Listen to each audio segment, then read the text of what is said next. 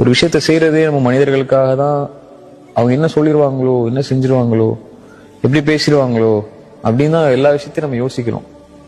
அல்லாஹ் என்ன நினைப்பான், அல்லாவுக்கு இது பிடிக்குமா, அல்லாஹ் இதை ஏத்துப்பானா, அல்லாஹ் நம்மளை கண்ணியப்படுத்துவானான்னு யோசிக்க ஆரம்பிச்சுட்டா போதும்.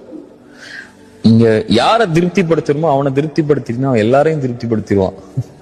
நீ அவனை திருப்திப்படுத்தாம இவனை திருப்திப்படுத்தணும், அவனை திருப்திப்படுத்தணும், அவரை நேர்த்துக்கணும், இவரை நேர்த்துக்கணும்னு போனீங்கன்னா கடைசி வரைக்கும் அல்லாஹ் திருப்தி அட மாட்டான். அவனை திருப்தி அடாம நீ யாரை திருப்திப்படுத்தியும் பிரோஜனம் இல்லைல்ல, அது திருப்தி ஆகாது.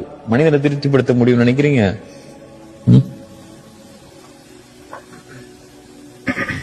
வாழ்க்கை ஃபுல்லா நீங்க அம்மா அப்பாக்காக வாழ்ந்திருந்தாலும், வாழ்க்கை ஃபுல்லா உங்க பிள்ளைங்களுக்காக நீங்க வாழ்ந்தாலும், வாழ்க்கை ஃபுல்லா நீங்க உங்க மனைவிக்காக வாழ்ந்தாலும், அவ்வளோ கஷ்டப்பட்டு நீங்க துபாயில, சவுதியில, எல்லா ஊர்லயும் உழைச்சு உழைச்சு உழைச்சு குடும்பத்துக்கு கொடுத்து கொடுத்து இறச்சி போய் அவன் 60 வயசுல வந்து நிப்பான் வீட்டுல, எனக்காக என்ன செஞ்சேன்னு கேட்டுருவாங்க.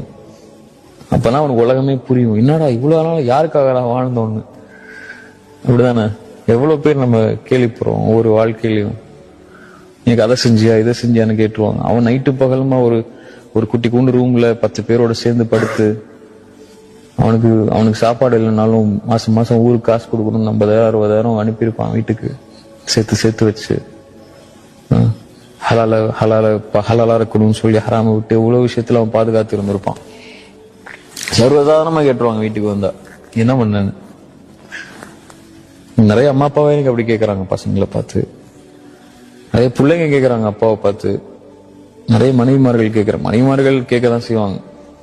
அதை ரசூலுல்லாஹி சொல்லிட்டாங்கல்ல, அதிகமா நரகத்தில் இருக்கக்கூடிய காரணம் பெண்கள் நன்றி இல்லாம இருக்கிறதுனாலதான்.